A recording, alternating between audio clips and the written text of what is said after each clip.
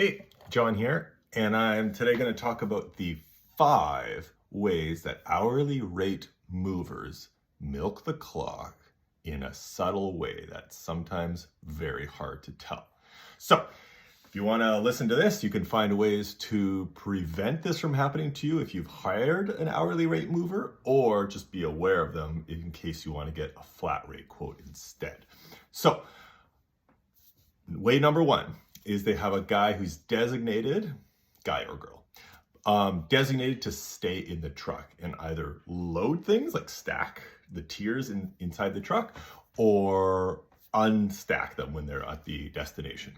And in a lot of ways, this seems to make sense, but if your crew is 3 people or less, this makes no sense, because what that person is doing is they're just remaining in the truck and they are just killing time. So much of the time that they're in there, there's nothing to do and they're just hiding in there.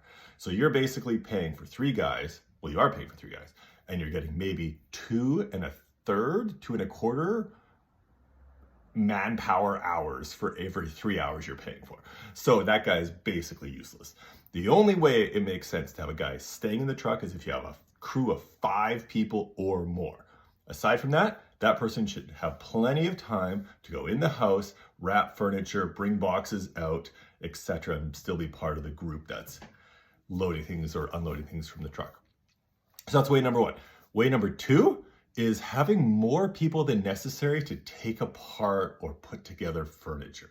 So this seems pretty subtle, but you've got,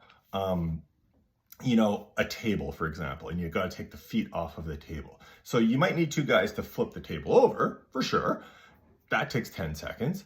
And then the second guy just lingers there and kind of watches while the other guy's taking apart the table, or pretends to be kind of helping, ready to take apart the other table legs from the far side of the table that he's sitting on. And it's like, you don't need that person to be there. So that's another way.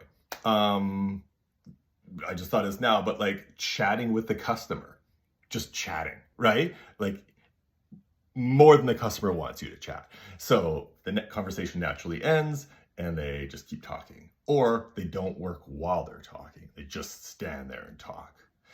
Hiding in a faraway room.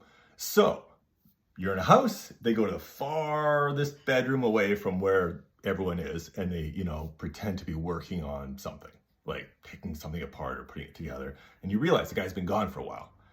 Chances are he's just milking the clock, right? Because if you're paying by the hour, their incentive is to make the job take longer. They will get paid more if it takes longer, and the company will as well. So if they can sneakily make it take longer, it's to their benefit. 4th option is taking lots of breaks. So, we gotta take another smoke break, blah, blah, blah. Or, yeah, we're tired, we're gonna take a bite to eat. This can be even like during the drive from one location to another, like, we're gonna stop for a bite to eat, and it takes a while, etc. So these are nice things to find out ahead of time, like, is the expectation that if you stop for food, I'm paying for that, if I'm paying by the hour, or what's happening?